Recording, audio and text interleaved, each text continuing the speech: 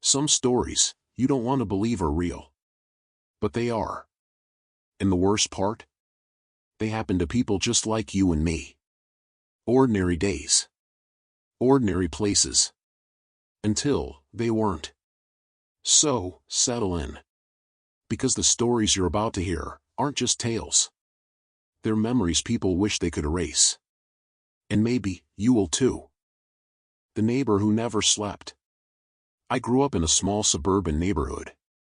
One of those places where the biggest excitement you'd expect was a barbecue or a garage sale. But every neighborhood has that one person everyone whispers about. For us, it was Mr. Whitmore. He lived 2 houses down from me. Tall, thin, white hair that looked more like cobwebs than hair.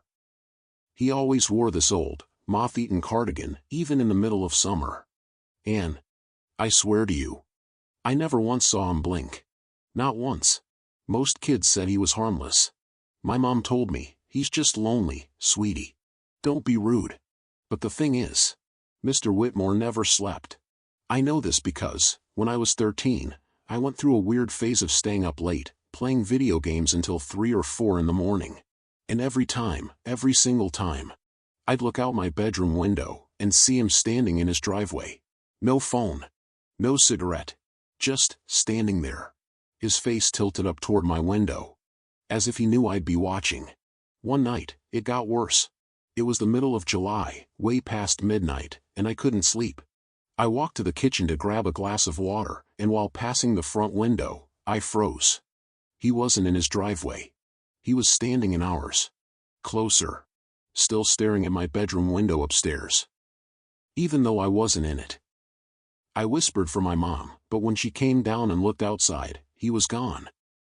She told me it was probably a raccoon I saw and sent me back to bed. But I didn't believe her. About 2 weeks later, I woke to a scratching sound at my window. My second-story window. I froze, barely breathing, and that's when I heard it. A low voice. Come down. Just for a minute. It was his voice.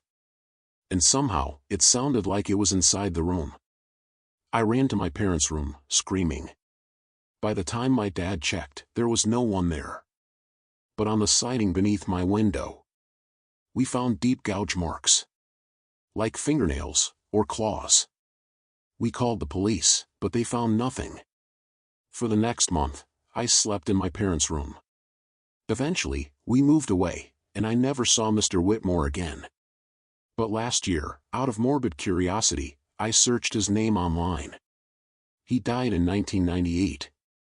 2 years before we even moved into that neighborhood. So, who the hell was standing in my driveway every night? If this happened to you, would you have stayed? Or would you have left everything behind like we did? Let me know, because this next story? It's even worse. The phone call at 3:17 a.m. It started with a single phone call. Not a scam. Not a prank. A voice I knew. And the problem?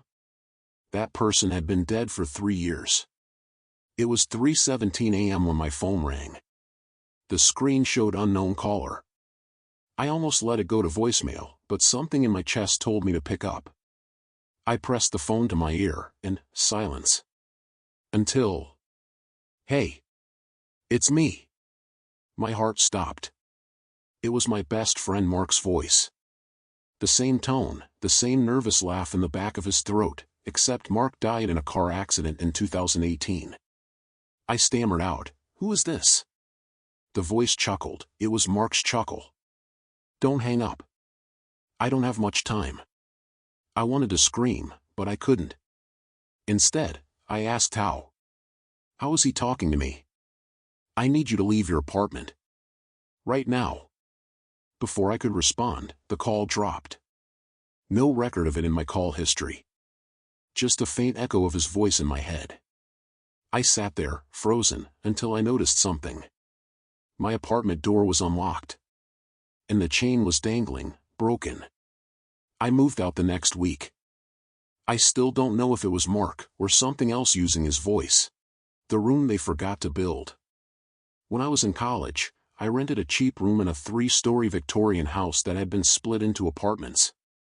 It was charming in that creaky, old house way, but the layout never made sense. One side of the upstairs hallway had 4 doors. The other side was just one long, windowless wall. I never thought much of it until one night, my upstairs neighbor, Kate, knocked on my door. She looked pale and shaken. She said she'd been in bed when she heard knocking from inside that wall.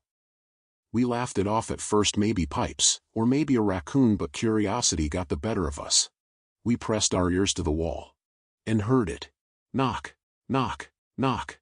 Slow, deliberate, waiting. The landlord swore it was just insulation settling. But the noise came back every night. One evening, we decided to investigate. We found an old section of plaster behind the coat closet that didn't match the rest of the wall. When we pried it open, there was a door. A door no one told us about. It opened into a narrow, pitch-black room. The smell hit us first, rot and mold. And then we saw them. Stacks of Polaroid photos, hundreds of them. All of people sleeping.